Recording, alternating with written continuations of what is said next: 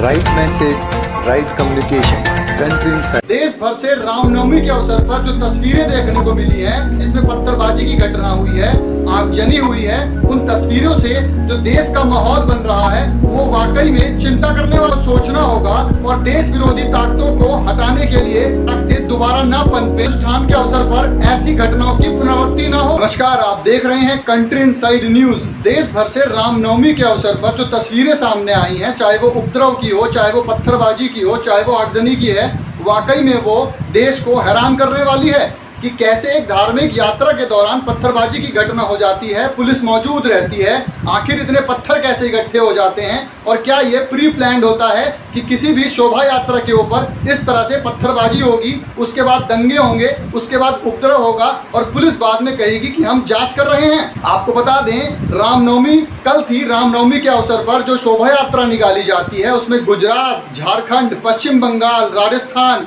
या अन्य कई जगहों पर उपद्रव की घटना सामने आई है। देश के प्रतिष्ठित संस्थान जेएनयू में भी इस तरह की घटनाएं सामने आई है, जिसमें देश के दो प्रतिष्ठित छात्र संगठन एबीवीपी और लेफ्ट के बीच रामनवमी पर पूजा को लेकर, नॉनवेज खाने और ना बनाने को लेकर घटनाएं सामने आई हैं, झड़प सामने आई है। पुलिस बल जेएनयू में तैनात कर दिया गया है।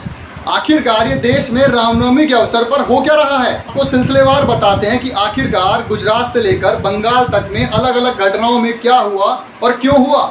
हम गुजरात की बात करें तो गुजरात के साबरकांठा में उपद्रवियों ने कई दुकानें जला दी। आनंद जिले में एक शख्स की मौत हो गई है।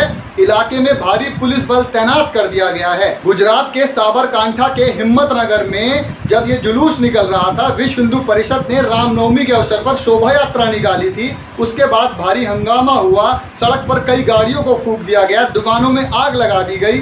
हंगामा करने को लेकर पुलिस ने 15 से ज़्यादा लोगों को गिरफ्तार किया है। मध्य प्रदेश में भी कल रामनवमी के अवसर पर जमकर बवाल हुआ। आपको बता दें, मध्य प्रदेश के खरगोन में भी जमकर बवाल कटा है।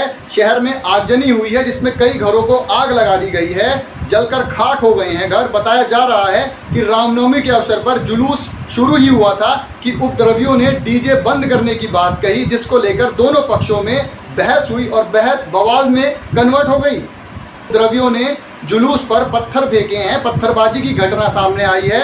पुलिस ने तुरंत मोर्चा संभाला और तालाब चौक से लेकर गौशाला मार्ग, मोतीपुरा, स्टेडियम के पीछे वाला एरिया, टावर क्षेत्र में कर्फ्यू तक लगाना पड़ा। जानकारी के मुताबिक आपको यह भी बता दें कि कई पुलिस वाले भी मध्य प्रदेश की इस घटना में घायल हुए हैं। और आपको यह भी बता दें कि उपद्रवियों ने शीतला माता मंदिर में भी तोड़फोड़ की है। दावा किया जा रहा है कि खरगोन में अल्पसंख्यक बहुल इलाके में जुलूस पर पथराव किया गया था, जिसके बाद दोनों गुट भिड़ गए। कल लोगों को घरों में रहने के लिए कहा गया है। इन इलाकों में भारी पुलिस तैनात कर दी गई है। अब सवाल बार बार वही उठ रहा है कि आखिरकार पुलिस बल के सामने पत्थरबाजी की घटना कैसे शुरू हो जाती है और इतने पत्थर आखिरकार पहले से कैसे इकट्ठे हैं और पुलिस को कोई इनपुट क्यों नहीं मिल पाता है। पश्चिम बंगाल के बांगुर में भी जमकर बवाल काटा गया है। आपको बता दें, वहां एक मस्जिद मोड़ के पास से निकल रहे जुलूस पर पथराव हुआ, लोगों में तनातनी हुई, उसके बाद पत्थरबाजी की घटना शुरू हो गई। आपको यह भी बता दें कि मस्जिद के सामने से जो जुलूस निकल रहा था, हंगामा होने के आसार थे, तो पुलिस ने जुलूस का रास्ता मोड़ने के लिए कहा गया। इसी को लेकर दोनों पक्षों में तनातनी हुई, बैरिकेडिंग्स लगा दी गई, मगर जुलूस बैरिकेडिंग्स को तोड़ता हुआ आगे बढ़ा। पुलिस ने रोकने की कोशिश की तो आरोप है कि भीड़ ने भी रामनवमी के अवसर पर जो जुलूस निकल रहा था उस पर ही पथराव कर दिया। इस इलाके में तकरीबन 25 से ज़्यादा लोगों को गिरफ्तार कर लिया गया है। रामनवमी के अवसर पर झारखंड भी इस उपद्रव से, इस बवाल से पीछे नहीं रहा। झारखंड में भी बवाल जमकर हुआ, पत्थरबाजी हुई, गिरफ्तारी हुई और बताया जा रहा है कि एक व्यक्ति की इस घटना में मौत तक हो गई है। झारखंड का आपको बता दें कि झारखंड के लोहरदगा जिले के हिरकी भोक्ता बगीचा इलाके के पास रामनवमी की शोभा यात्रा निकाली जा रही थी। इस शोभा यात्रा में दर्जनों लोग घायल हुए हैं। हमला किया गया है, धारदार हथियारों से हमला किया गया है। आखिरकार ये धारदार हथियार कैसे इकट्ठे हुए, आखिरकार पत्थर कैसे इकट्ठे हुए, इसके बारे में अभी तक किसी भी पुलिस अधिकारी की तरफ से कोई सूचना नहीं दी गई है। हालात बिगड़ते हैं, हालात के बाद कर्फ्यू लगा दिया जाता है। ऐसा ही झारखंड में हुआ है। हालात को देखते हुए इलाके में भारी संख्या में पुलिस बलों को तैनात कर दिया गया है।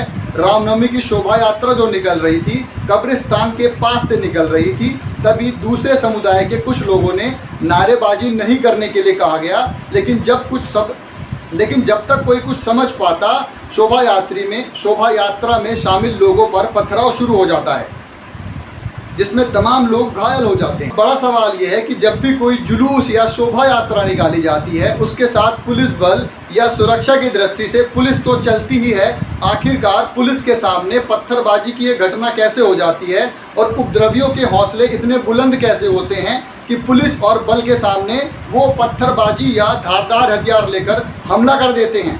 इसके लिए देश के प्रधानमंत्री नरेंद्र मोदी को भी सोचना होगा और कड़े एक्शन लेने होंगे कि ऐसी देश विरोधी ताकतों को जो देश के विरोध में काम कर रही हैं, उनको कैसे रोका जाए और इस तरह की घटनाओं की पुनरावृत्ति ना हो। इसके लिए राज्यों के मुख्यमंत्री से मिलकर देश के प्रधानमंत्री नरेंद्र मोदी को एक गठन करना होगा, एक योजना बनानी होगी कि जिससे आगे इस प्रकार की कोई घटना दोबारा ना हो। चाहे वो मस्जिद का जुलूस निकल रहा हो, चाहे वो मंदिर का जुलूस निकल रहा हो, किसी तरह की इस तरह की घटनाएं ना हो, पत्थरबाजी ना हो, धारदार हथियार इकट्ठे ना हो, कोई घर ना जलाए जाएं। इसके लिए देश के प्रधानमंत्री को गौर से सोचना होगा और एक योजना बनानी होगी कि इस तरह की घटनाओं की पुनरावृत्ति भारत जैसे देश में ना हो। ऐसी ही तमाम खबरों को देखने के लिए आप देखते रहिए कंट्री इंसाइडर।